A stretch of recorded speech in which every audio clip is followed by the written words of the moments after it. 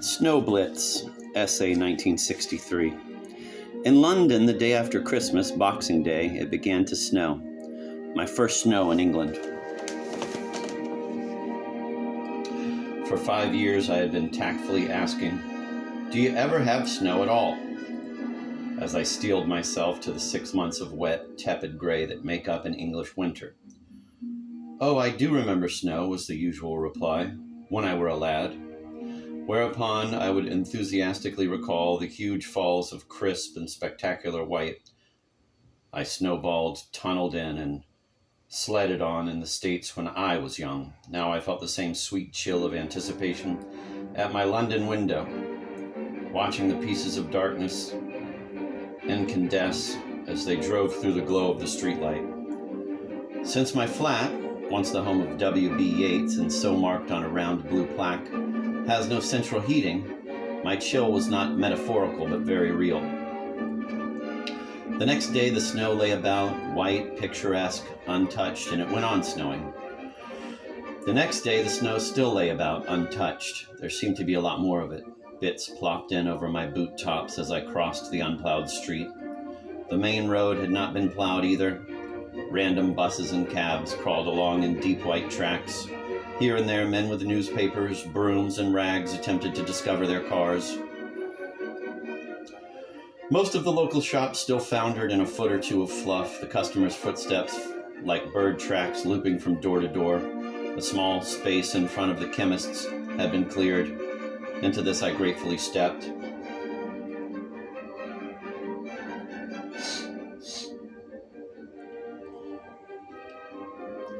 "I suppose you don't have snowplows in England," I joked, loading up with Kleenex, patty pads, black currant juice, rose hip syrup, and bottles of nose drops and cough medicine, labeled "The Linctus" in Gothic script, those sops and aids to babies with winter colds.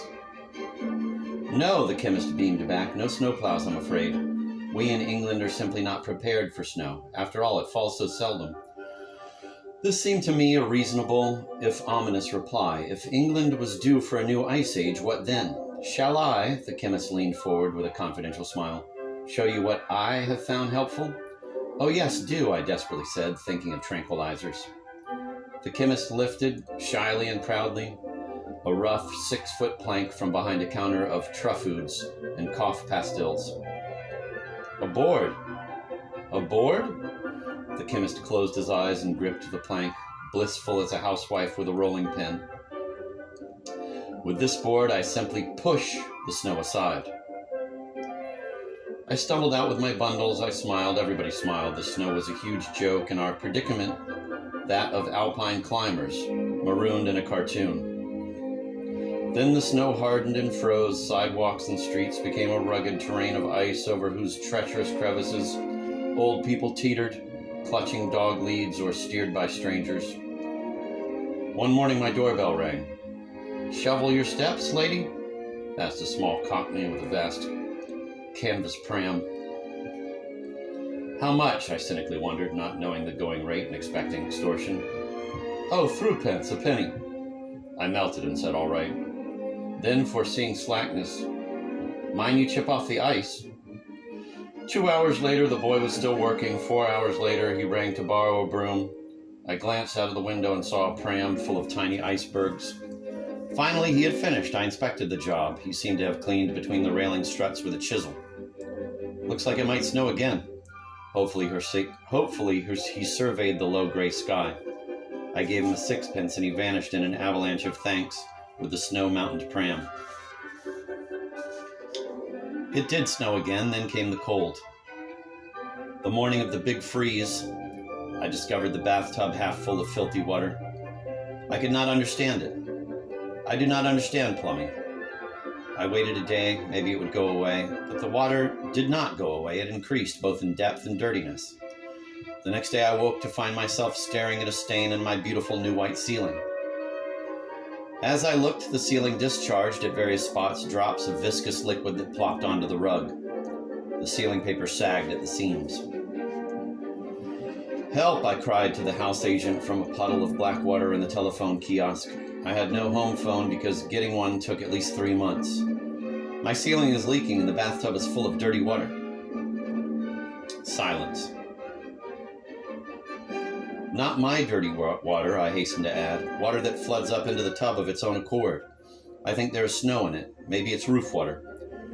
This last information was a bit apocalyptic. Had I seen snow in the tub water, it certainly sounded more dangerous. The water may well be from the roof, the agent faintly said, then more sternly. You realize there is not a plumber to be had in London. Everyone has the same trouble. Why, I have had 3 burst pipes in my flat. Yes, but you know how to fix them, I resolutely cooed.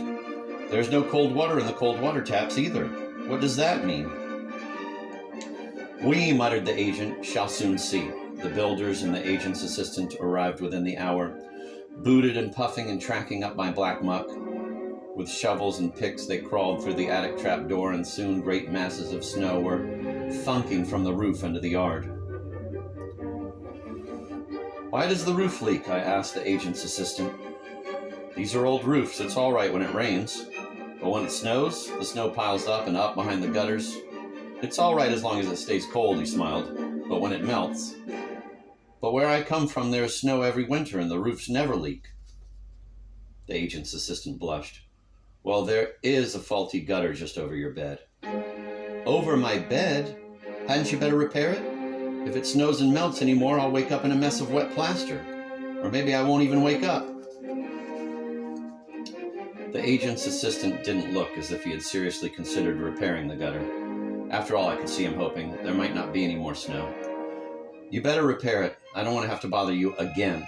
The men descended and began to swab the discolored and still dripping ceiling with a general air of having things fixed. I ran into the baby's room in answer to a crash and a scream. My son, in an access of energy, had just shaken his cot apart, snapping all the screws. When I returned, coddling his sobs, I heard the men saying, "Whoops!" to one another. They were holding a yellow plastic bucket to a geyser of sealing water with the embarrassed air of covering some obscenity. How long, I demanded, is this leakage going to go on? You know it's like Chinese water torture, don't you? Drip, drip, drip all night? Can't you put a bucket up in the attic?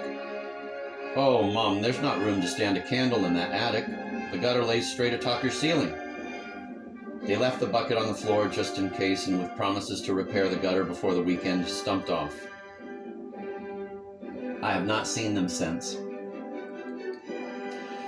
Then the agent himself arrived with bowler and moisture detector to see about my leakage, the failure of cold water and the tub full of alpine fluid. With the moisture detector, he pricked the bedroom ceiling and assured me that it would not, in the immediate future, fall. You realize, though, that you're in danger of having no drinking water. I said no, I had not realized it. Why? The builders haven't properly layered the pipes to the house and they are frozen. I would turn off your immersion heater in case it burns out the empty tank. When the water in the upstairs cistern is finished, that's the end. I tried to recall some of the things one cannot do without water besides washing one's face and making tea. There were many. I'll try to get the pipes fixed by tonight, the agent promised.